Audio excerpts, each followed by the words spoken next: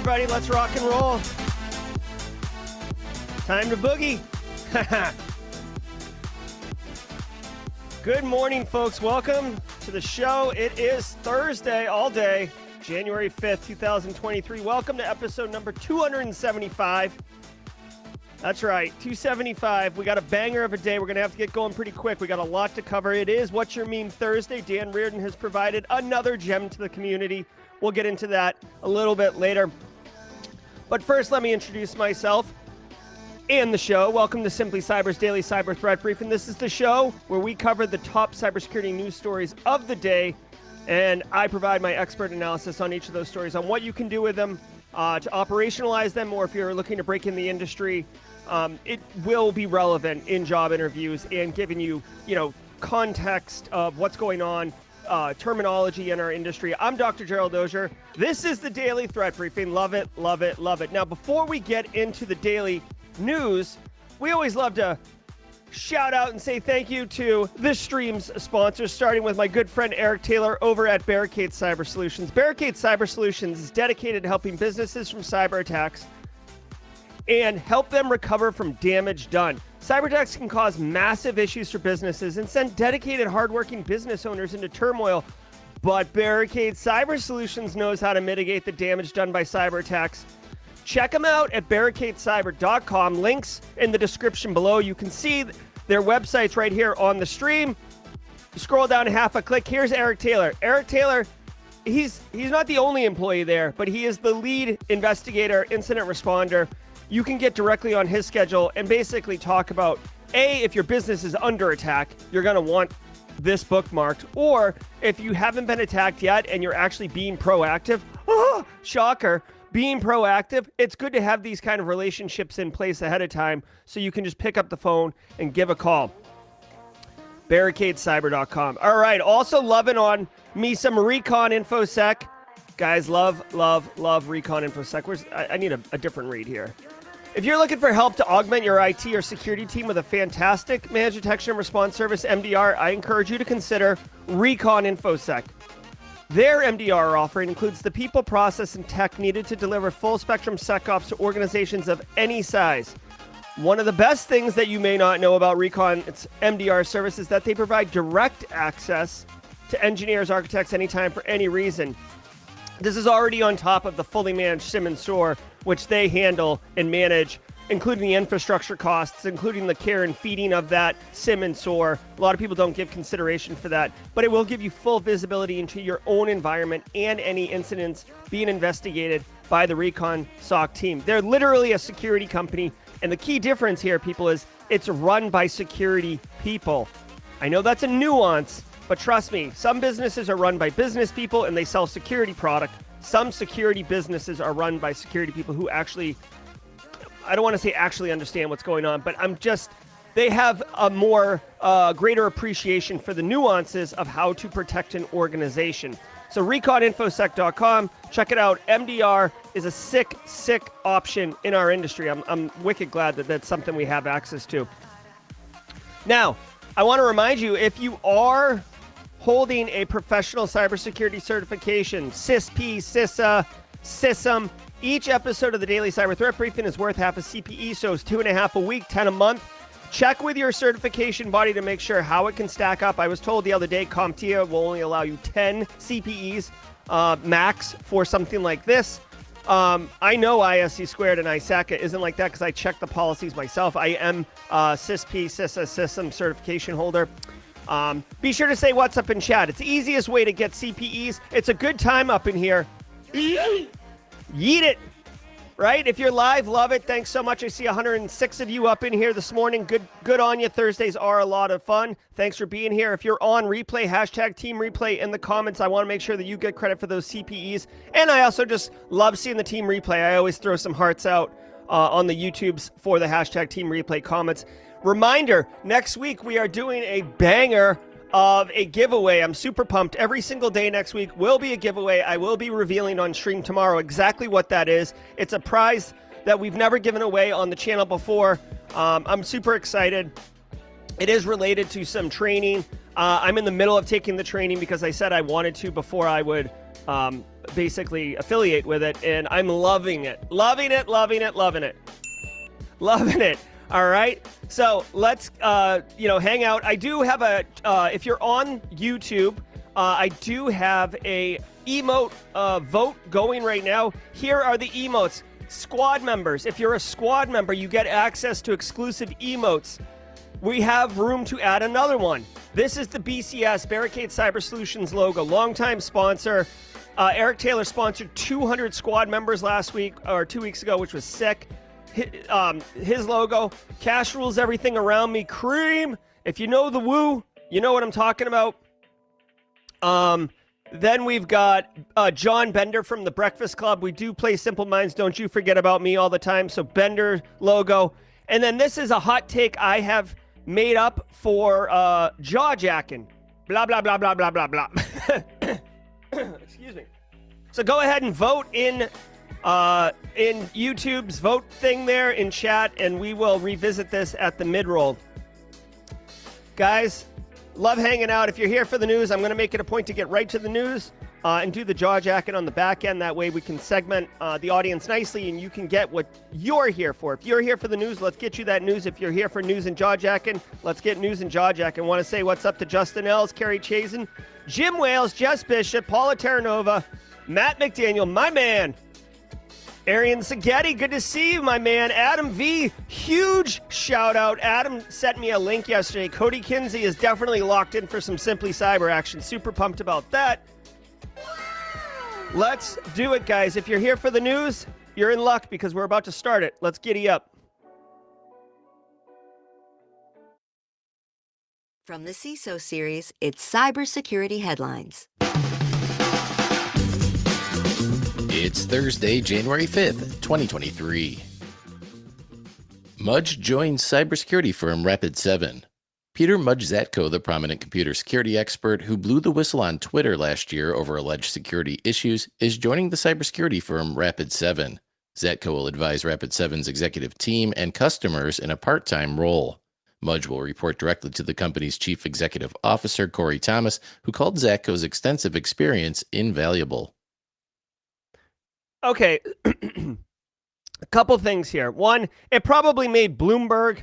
By the way, just as a side note, like we haven't had a Bloomberg story in a while, thankfully. Usually Bloomberg has like a nasty paywall, and I always get wicked aggravated and annoyed live on stream. So you guys aren't getting that today. All right. So the reason that this is a story is that Peter Zatko is a legend. He's like an elder in our industry. Okay, he's one of the ones who kind of.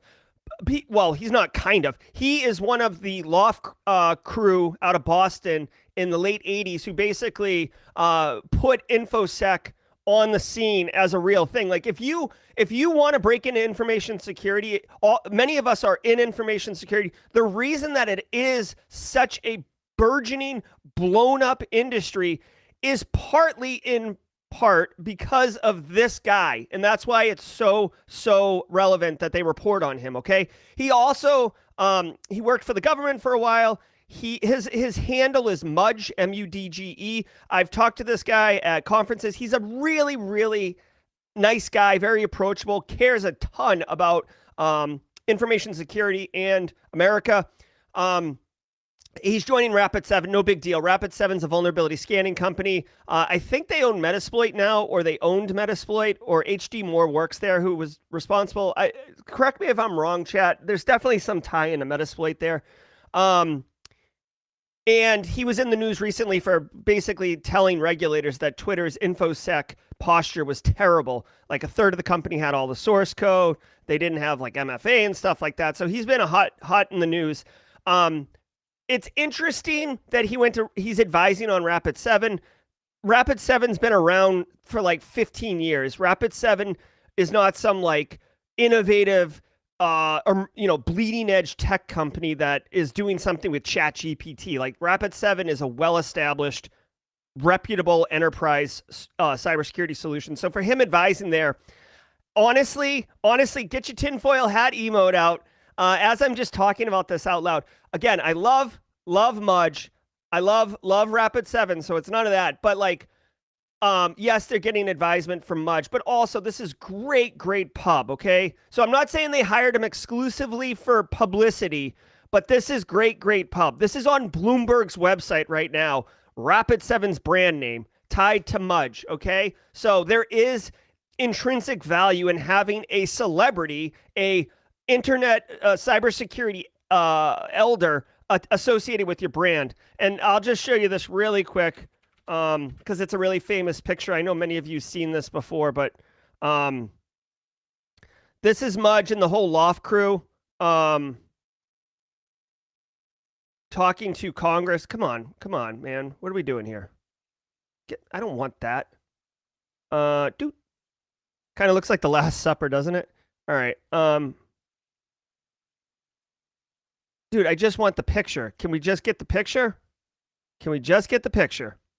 Bruh. All right, yeah, so here's that famous picture of them talking in Congress. Here's Kingpin, Tan, Weld Pawn, Space Rogue. These guys were the Loft crew, and they basically were explaining in the late 80s, early 90s that because the way the internet was and because it was so brittle, they could easily take down critical infrastructure. And that is what launched, launched 1,000 cybersecurity ships. This event right here. They did a great talk at DEF CON 2 years. Oh my God, was it pre-COVID? Wow. Okay, so they did a great talk pre-COVID. If it's online, I'm sure somewhere. The whole Loft crew, not the whole, but like 4 of these guys, about what it was to do this talk and why they chose what they did and everything like that. Fascinating panel discussion. Okay, that's what's going on. Meta fined $400 million by European regulator. Ireland's Data Protection Commission, or DPC, has fined Meta. Oh, thank you, BSEC. So it was the late 90s. I'm so a lot of gray in the hair. Time gets mushed up. 390 million euros, about $413 million US, after years-long inquiries into Facebook and Instagram's data processing operations. The DPC ruled Meta to be in violation of the European Union's General Data Protection Regulation for failing to inform users how their personal data was being used. The ruling exposed a disagreement among European regulators about how to enforce GDPR. Initially, the fines by the DPC were much lower, but were raised upon orders from the European Data Protection Board. Okay, I'm not going to spend a terrible amount of time on this. I have 2 kind of takes on this. One, kiss your Blarney Stone, Meta. Dude, Ireland and France are going tit for tat as far as like finding the crap out of Meta. I don't know if you guys have been following this, but like it seems like every other week it's like France fines Meta $29 million for GDPR infraction or privacy infraction or not disclosing that they're tracking cookies infraction or whatever. And then like the following week, it's like, no. Ireland fines Meta $400 million. Oh my God. Great cash, homie. So, here's the thing. At some point, we always joke that like it's just pocket change, right? Meta made like $60 billion last year. What's $400 million? Guys, at some point, some bean counter actuarial person, some finance analyst, they definitely have a line chart somewhere. And when the fines pass the amount of profit that the business makes, when that happens, there's no reason to do business there anymore, okay? Like it's simple, basic market economics, okay? If it costs more money to do business in Ireland or Europe than it is worth the revenue generated, why would you do that?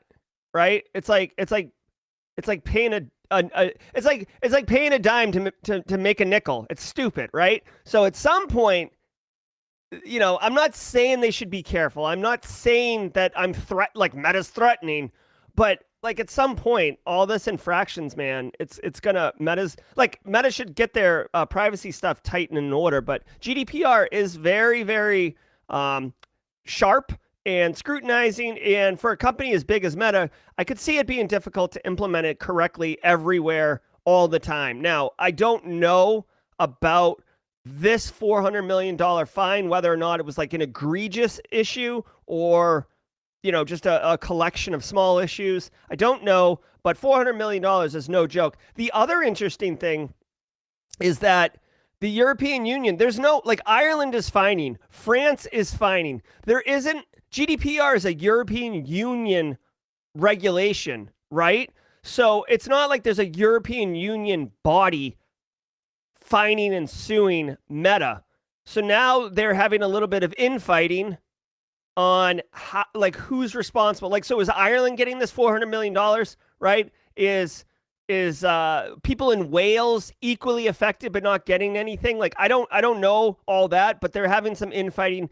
I'm sure, guys, if I had to guess, the root of all this infighting, I'll give you one hint, Kimberly. Straight cash, homie. Ireland's getting, I'm not saying Ireland's like this is their GDP and this is how they're making money, but bruh, I'm sure other countries are looking at this and like, oh, I want some money. I want, like my citizens are equally affected. Like, so whatever. Stay tuned next week for France to sue them. Coinbase strikes $100 million deal with regulators. The publicly traded crypto exchange Coinbase will pay $100 million for violating New York state laws. The New York State Department of Financial Services found that Coinbase's compliance program failures made it, quote, vulnerable to serious criminal conduct, including, among other things, examples of fraud, possible money laundering, suspected child sexual abuse, material-related activity, and potential narcotics trafficking, end quote. Wednesday's announcement comes amidst mounting pressure on regulators to monitor crypto exchanges in the wake of the November collapse of FTX. Coinbase will pay $50 million in penalty fees to the state and another $50 million to ramp up its compliance program. All right, hold on. Let me. I've introduced a new technique of like adding time marks, and I forgot here. I just want to see Coinbase's 2021 revenue. Let's just take a look. $7.8 billion. Okay. All right. $7.8 billion. $100 million for regulators. Price of doing business, right? No big deal. Also, a $100 million fine from regulators. We'll give them a little shout out. Okay, couple things here worth noting. One, I applaud Coinbase for getting publicly listed on a United States exchange. One of the things that you see in the crypto space, which, by the way, did I do the FinFrock stuff? I'm a crypto evangelist. I love it, love it, love it. Listen, one of the things going on in the crypto space, which you know I loathe, is, FTX was working out of the Bahamas. Binance, CZ over at Binance, like, I don't even know where they operate out of. They're definitely not the United States. That guy's like all over the place.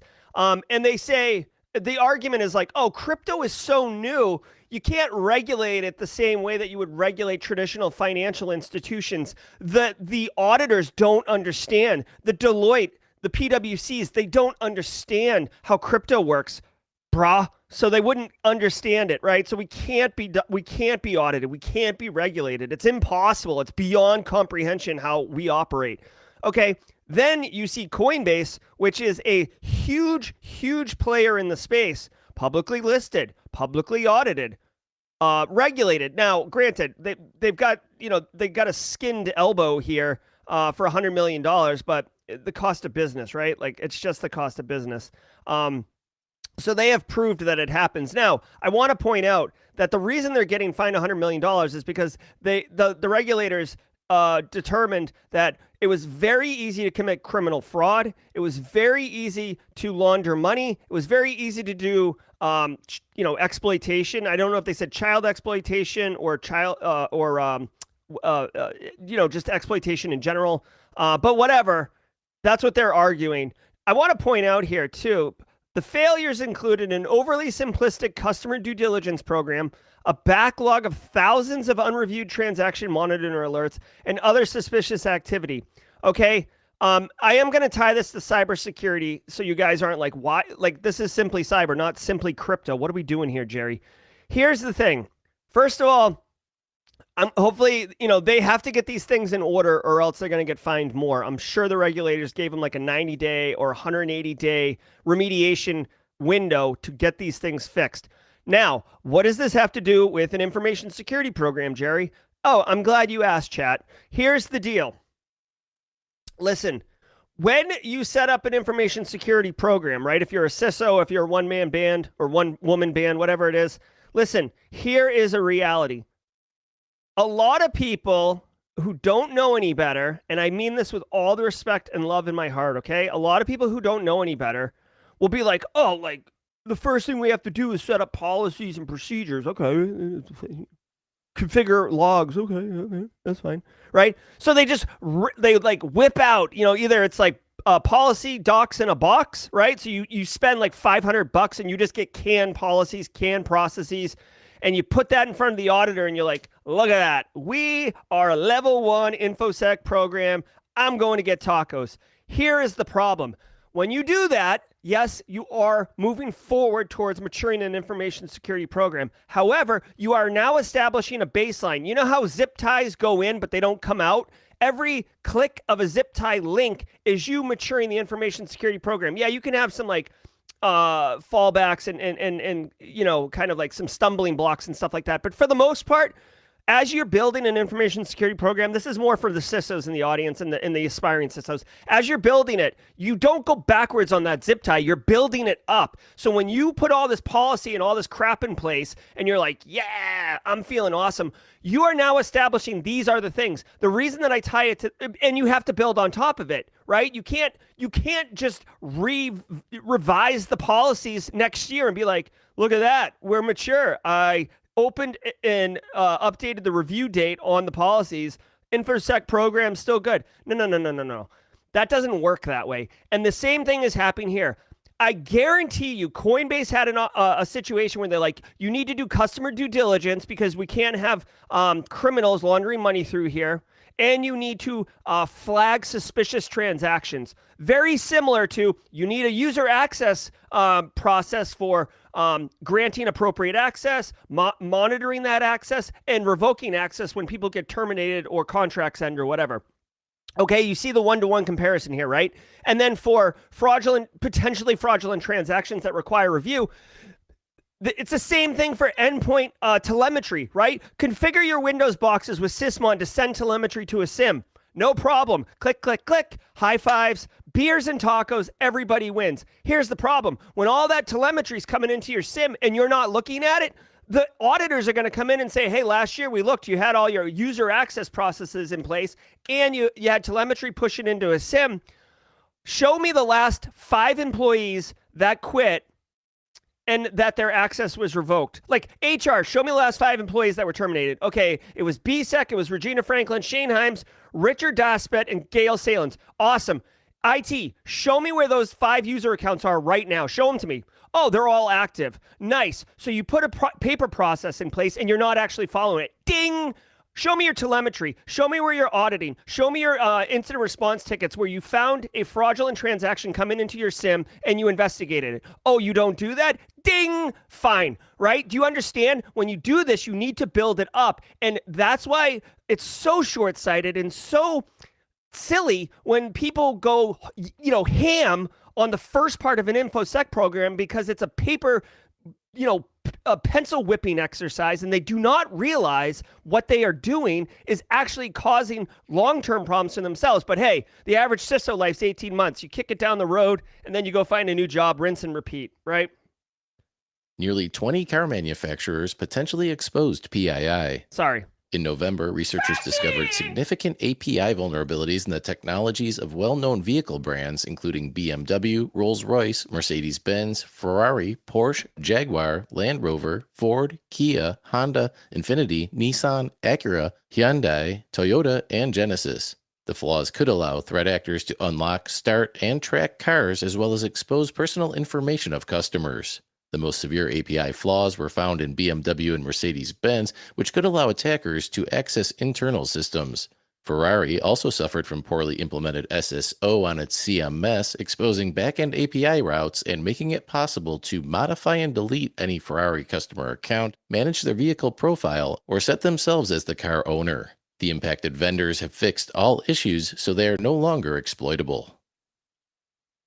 Woo! Okay, this shirt right here, someone asked me, this is the Advent of Cyber 2022 official shirt, right? I don't know if you can see that. I did day 22. I was very, very fortunate, very, very excited to be asked to do Advent of Cyber day 22, and they sent me some merch. I just didn't have it in time to wear it in the video. Whoever asked that. Jeremy Williams with a super chat. What? Did we just become best friends? Yep. Thank you, Jeremy Williams. Guys, okay, so this is kind of cool. There was a lot of acronyms in here if you didn't hear it.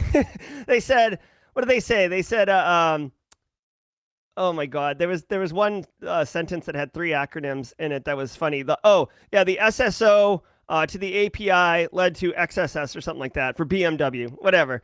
Guys, here's the thing. As cars get smart, as there's integrations, as there's an app on your phone so you can see like the wear on your tires, you've got to remember, it isn't a closed loop system. Your phone is not connecting directly to your car and having that exchange only. The vendors, the car manufacturers, they want to know all this stuff because you know what they would love to do? They would love to send you a coupon for an oil change when they see that your oil's getting dirty. They would love to send you a coupon for new tires when they see your tires are wearing out. They would absolutely love to send you a whatever exclusive offer for trading in your car when they see that you're getting close to 20,000 miles or whatever it is. The car data, man, cash money.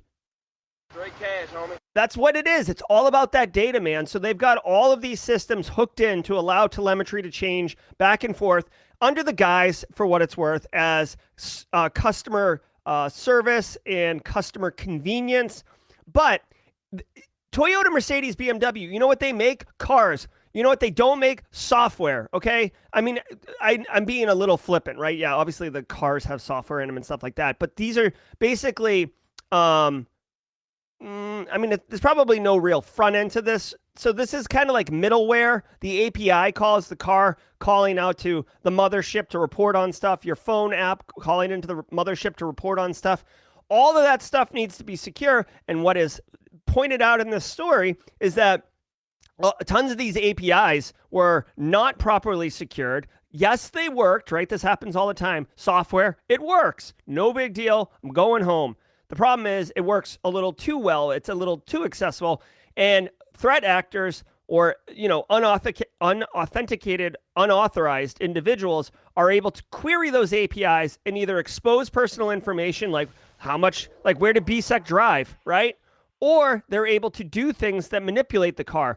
Unlock the doors, roll the windows down, turn the stereo up, freak people out, lead to car theft, right? There's a million different things, right? Gone in 60 seconds. I guarantee you if Gone in 60 Seconds was remade today, one of the 100 cars that they steal would absolutely have some type of attack like this integrated into it. And realistically, they probably could have done more of them like that. They did say in the story that all of these manufacturers have fixed the API calls, so there's no issue. But guys, spoiler alert, more APIs are going to be written, more APIs are going to be vulnerable. This is an ongoing issue, and one that, frankly, as a car purchaser, as the consumer of the vehicle, you're not going to be able to opt out of this. You can't be like, nah, I'm good. You barely have the option to disable the side passenger airbag, right? You are not authorized. You're not going to be authorized to not push telemetry. This is one of those ones where you own the car, but you don't own the rights to the data being produced by your car, which is interesting if you think about it. Exactly, Tom Bishop. No GDPR. And I know a lot of people be like, oh, you tinfoil hat. What are you talking about? Who cares about privacy? Who cares about where I'm driving? Okay. You could use the FinFrock model where you get some type of revenue share, but I guarantee you these companies are making money off of your data. I guarantee you, no doubt. And now, a word from our sponsor, App Omni. Did you know that over half of companies have sensitive SaaS data exposed on the public internet? And many breaches making headlines now involve SaaS apps? App Omni can help. App Omni identifies misconfigurations and guides remediation to keep your SaaS data secure. We help security teams make sense of data access permissions, third-party app visibility, and threat detection across their entire SaaS ecosystem. Get started at appomni.com. That's appomni.com. All right, people, mid-roll. We got a lot to get to on the mid-roll, so let me hop right into it. If you are getting entertainment out of this stream, if you are getting educational value out of the stream, if you're enjoying the stream in any capacity, the best way to say, thanks, Jerry, is to hit that like button. It does go a long way. Amadou with the super chat. What? Did we just become best friends? Yep. Thanks, Amadou. Love it, love it, love it. Appreciate the support so much. Same for you, Jeremy Williams. Appreciate the support. Guys, take a second, hit that like button. I can't track. I don't know how many likes there are. I can never see it while it's going. But I definitely appreciate it. I want to say, again, thank you and shout out to Barricade Cyber Solutions and Recon InfoSec for the continued support of the stream. It definitely helps quite a bit. Great products. I'm very, very proud to be associated with both of those companies. Love it. 76 and counting. Let's push it past 100, guys. That should be our goal every day. Nail 100. We got 180 people in here right now. If you don't know about it, the newsletter, simplycyber.io/newsletter. Literally, it's just an email I write once a week that shows up in your inbox on Monday morning, and it has 3 pieces of actionable intel for you guys. James McQuiggan with the $10 super chat. What? Did we just become best friends? Yep. Thanks, James, so much. Every move, I play chess with James daily, and every time I make a move, I'm like super nervous. James is a chess expert, and he routinely puts me down, beats me up in chess. All right, guys. Also want to give you a shout out. You guys, I don't know, I never really said this, but guys, the Cyber Defenders podcast, this is a podcast put on by Lima Charlie, the security technology company. Awesome group. I don't know if you guys know this, but like I literally weekly do a special Simply Cyber report, every other week for the Cybersecurity Defenders podcast. It's kind of like a variety podcast where they have a 20-minute history thing, this Titan Rain I talked about yesterday on stream. But every other week, I literally have a segment on this podcast. And I don't know, I've been doing it for like 2 months. And I got so much going on. I forgot to share with the community that I'm doing this and that I'm affiliated and working with Lima Charlie on this project. So if you guys are interested, want to add a podcast, it's a produced one. It's not live, but I find it quite enjoyable. Go check it out. We got the meme of the week. Thursday, Dan Riordan, Haircut Fish, our own, does the meme of the week. Here we go. Joel Belton's Ice Cream Shop. New hire. This guy, Gerald Auger. Come on down to Joel Belton's Ice Cream Shop. Get 2 scoops and a GDPR fine.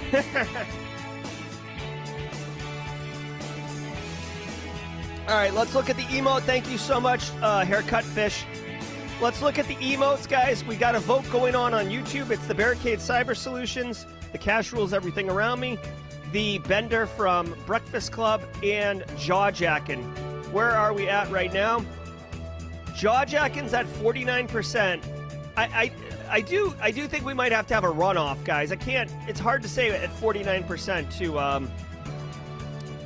It's hard to award Jawjackin at 49%. Well, we'll keep going. Take a minute, vote. Paula Terranova with the gifted subs. Get your la-la-las on. La-la-la-la. Thank you, Paula Terranova. What? We just become best friends? Yep. Yeah, get those squad emotes, guys. Get that squad membership. Let me know, guys. Vote on the emotes, and if we get over 50% for any of them, it looks like BCS isn't going to win, so maybe if you voted for BCS, change your vote and weigh in. All right, let's get back to the stream. Get that la-la-la-la's going.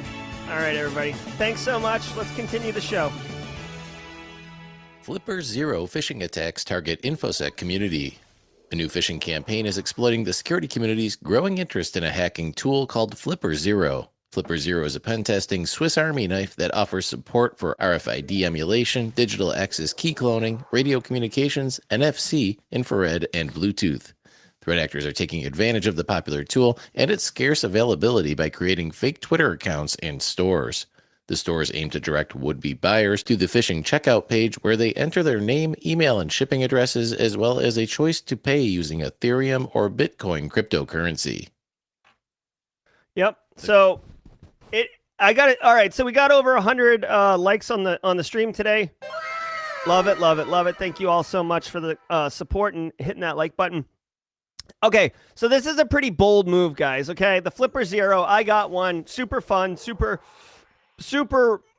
like party favor novelty. I also, in case anyone's interested, I also got the like you if you want to do like wireless packet injection and deauth attacks and stuff like that, you have to get the additional wireless card. But the tool itself is really fun. There was a run on these things, and then like it was like shrouded in mystery because a shipping container got held up at customs. I believe they're made in Russia, which is another kind of interesting, not wrinkle, but element to the story. I got to tell you, man, you've got some huge to basically try to fish the information security community, right? Like Flipper Zeros, it's pretty clear who the target market is, right? For Flipper Zeros. So to go fishing for them, pretty bold. But I will say, as cool as Flipper Zero was, anytime there is anything that has like some like frothy, frothed up fervent fervor, to use a bunch of words, around it, there is going to be an increase in social engineering attacks associated with it. Just think about ChatGPT right now. ChatGPT is literally got the internet on fire. People, like, everybody's talking about it. People are making videos all about it. If someone created some like quasi fake looking ChatGPT site and then like basically said like, oh, would you like, oh, ChatGPT is going to start charging starting in February, $1 a query or whatever. But if you want, you can sign up now for $100 and have lifetime access, right? So basically the first 100 queries you'd pay for and everything after that's free.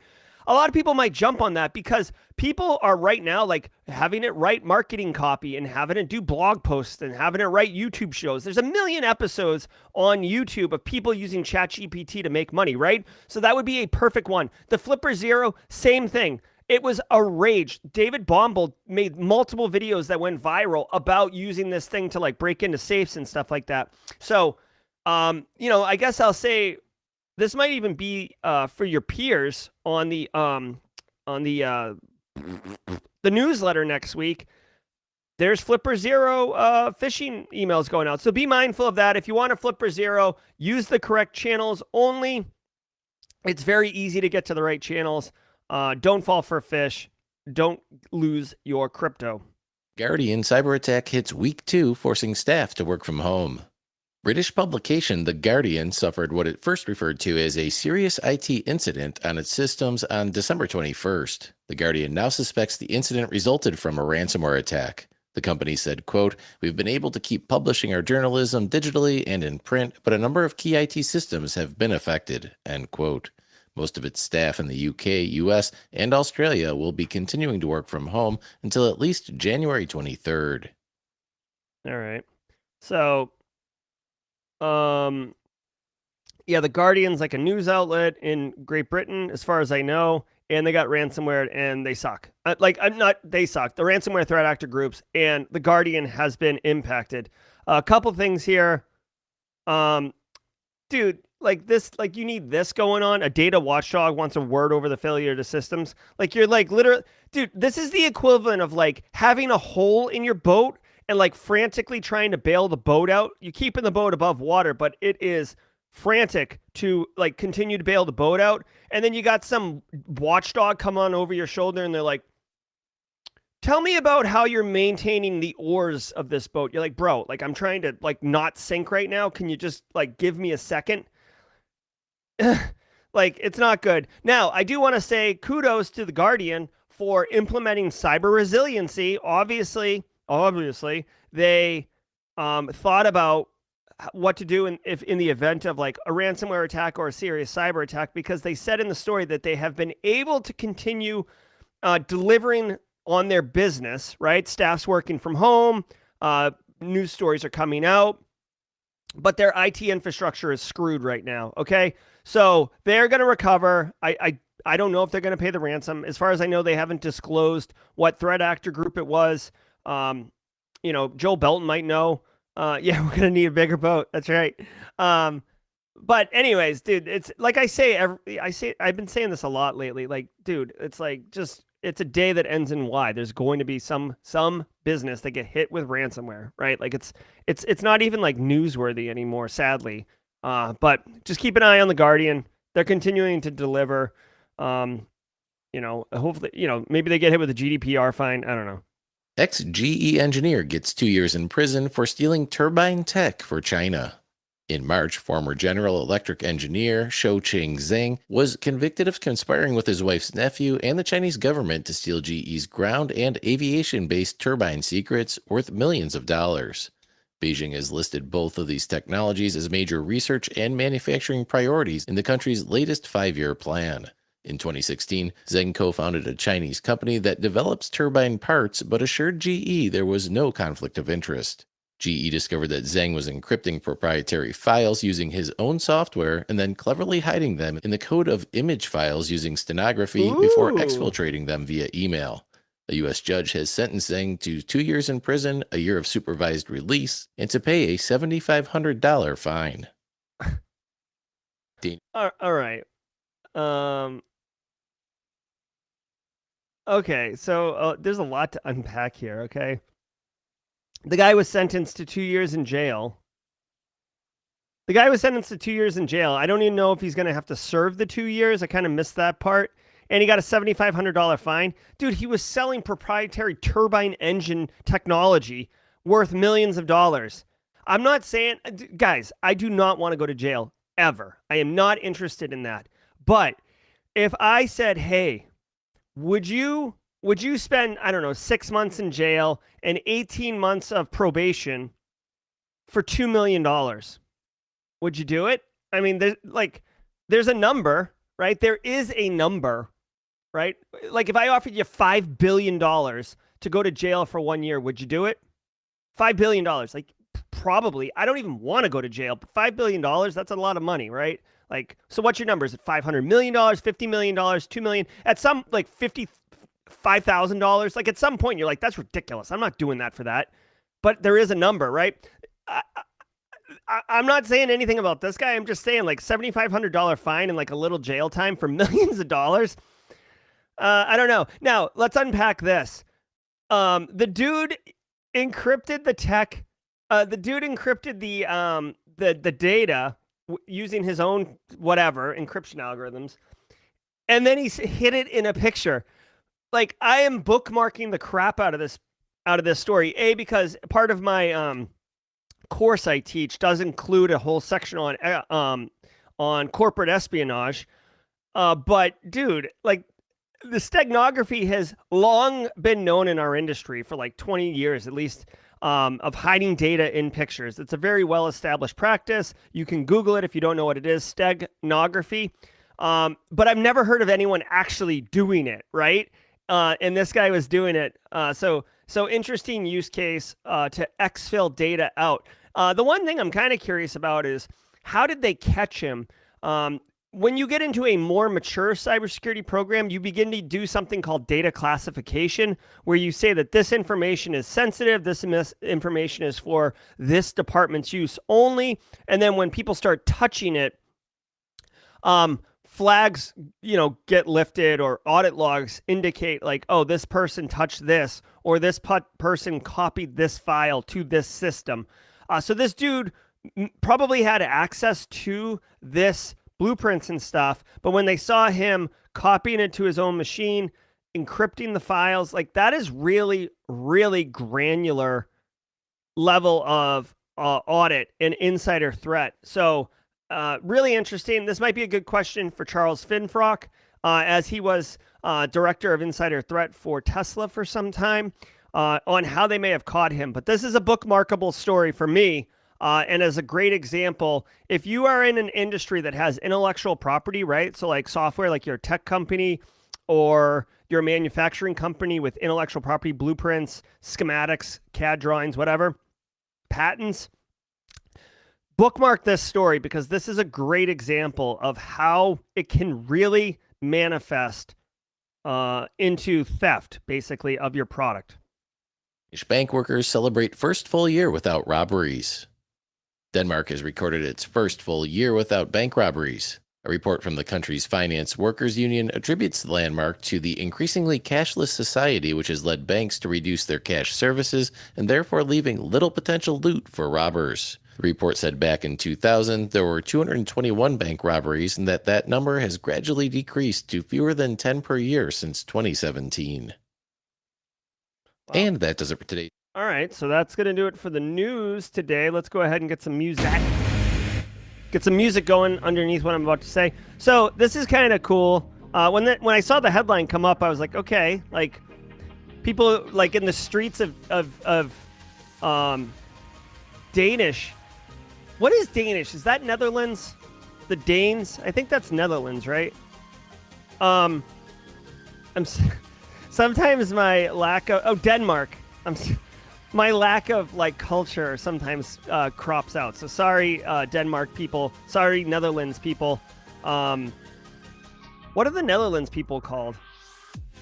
So, anyways, they celebrate a year without bank robberies. This is kind of an interesting, unexpected, tangential, positive impact of going to more of a cashless society, right? So as we do, cryptocurrency, as we do debit cards, right? Like as there's less need for a physical bank, for someone to physically go to and talk to a physical bank teller or a banker, right? It used to be like in the 30s, like if you needed money, you'd go to the bank, you'd have a relationship with the banker. The banker would individually decide whether or not to give you money and at what rate to give you that money. Bankers used to have massive power and influence in communities because they basically controlled the money, right? Straight cash, homie.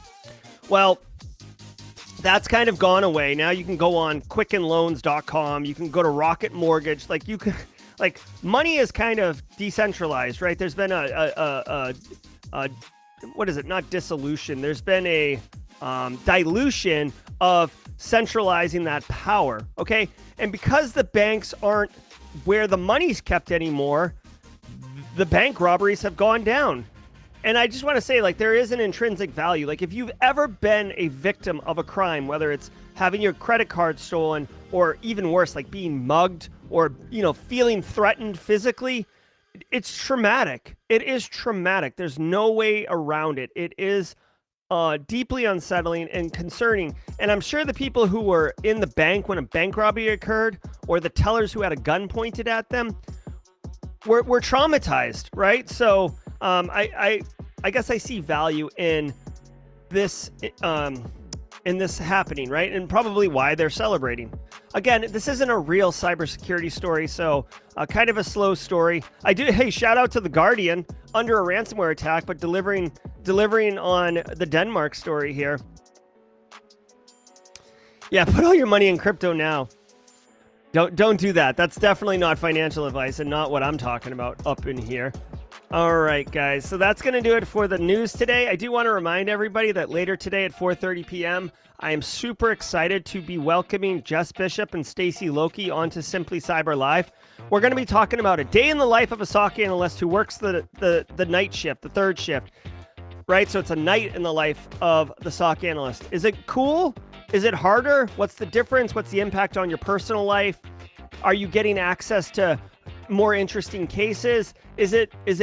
What's the deal with the night shift? Instead of me pontificating on what the deal is, why don't we invite two SOC analyst professionals who are currently working the night shift right now to get their take on the value? Stacy and Jess Bishop have long time been members of the Simply Cyber community, so I'm very excited to bring them on. Jess is in chat right now. I see her. I see Jess in chat. So we're going to have a good talk later tonight on that topic. So I hope you can join us. If you aren't familiar with how to get to this, I'm going to drop a link in chat right now for night in the life of a SOC analyst. Okay, there's a link. Come on over to YouTube. It will be streamed onto LinkedIn, Twitter, Twitch, and YouTube, but YouTube is where all the emotes are. All right, guys. If you were here just for the news, I genuinely appreciate it. I'm going to give it 5 minutes of jaw-jacking, but hit the like on the way out. If you're a hashtag Team Replay, thank you so much. Check back tomorrow as I will be revealing what the raffle giveaways are next week. Thanks to Dan Reardon for the meme of the week, which was hilarious. Joel Belton's ice cream. Definitely check out the Cyber Defenders podcast. I am affiliated with them and love the work that Lima Charlie's doing. And of course, as always, thanks to the stream sponsors. Have a good one, everybody. Okay, now it's time for some jaw jacking. I got 5 minutes. I will be interviewing elementary school teacher to cyber at 9 a.m. this morning. So I'm super excited about that. Hopefully you guys enjoy that. Let's look at the emote votes. All right, so jaw jacking's at 47% is the win, but right now I don't want to. If more than half the community isn't feeling an emote, I'm not going to promote the emote into the streams. Okay. So I'll take some feedback on the emotes, guys. You let me know. Like I'd love to get. I thought this Bender one was going to take off. But you know, this is why I do the voting and don't just like push emotes onto you guys. Make the vote between the top two. That's a good idea. Here, let's do that. So let's do this. Jaw jacking. I guess I can move Barricade Cyber Solutions out.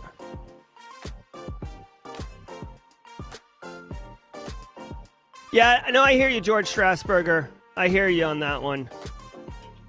Too many choices. Okay, so let's just do this. Do you guys? Well, let me ask you this. Is this jaw like this one's pretty obvious, right? This Breakfast Club one it's iconic. I didn't have to really think about it. This jaw jacking one, we've had a couple iterations of what jaw jacking is. So, I mean, do you guys not like this as a jaw-jacking one? I feel like people want a jaw-jacking emote, and it's more about getting an emote for jaw-jacking. Jabberjaws, yeah. So, how about this? Maybe tomorrow I'll try to pick 4 jaw-jacking related emotes, and we can vote that way. No problem, Summer Rains. Be good. Have a good day. Jabberjaw Shark, we could do that. Gale Salins, yeah. No, I love it. I love it. I love it. All right, so what we'll do a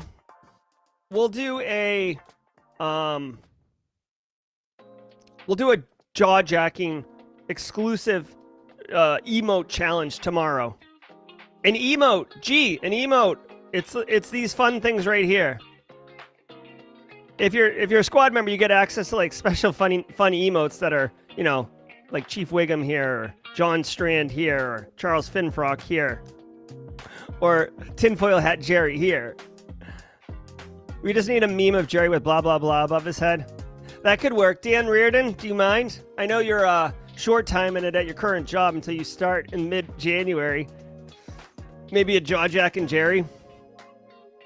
Yeah, Paula Terranova with Hacker Man. I love it. I would like an emote, just not a fan of that one. No, okay, Steve. Thank you. I appreciate that.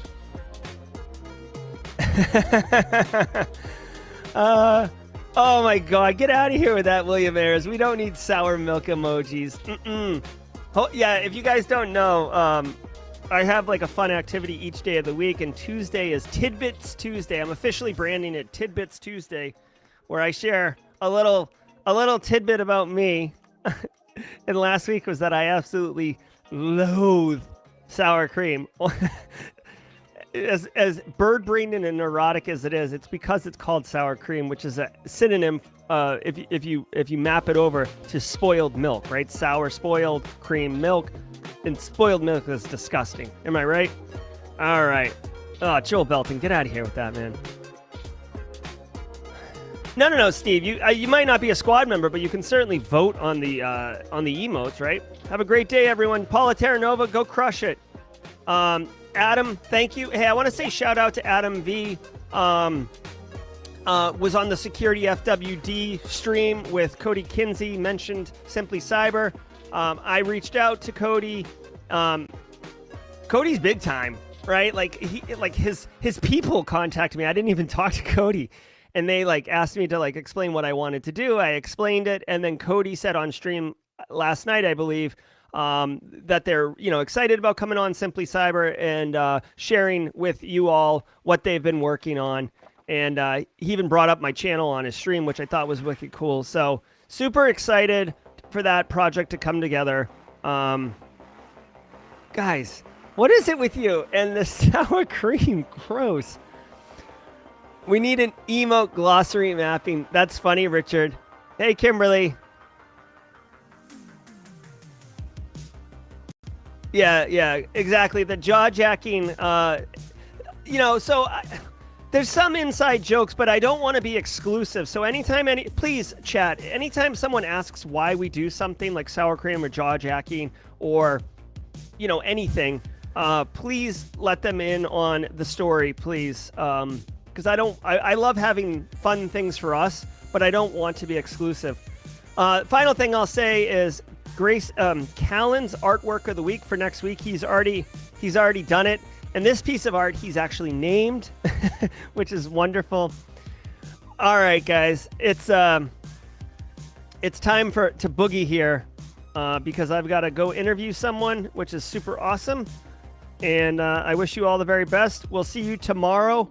Well, we'll see you later today at 4:30 p.m. Eastern Time for a night in the life of a SOC analyst, or if you're just into the news. We will be doing tomorrow, 8 a.m. Eastern Standard Time for the Daily Cyber Threat Briefing. I'm Gerald Auger, your chat. Thank you all so much. Be good. And until next time, stay secure.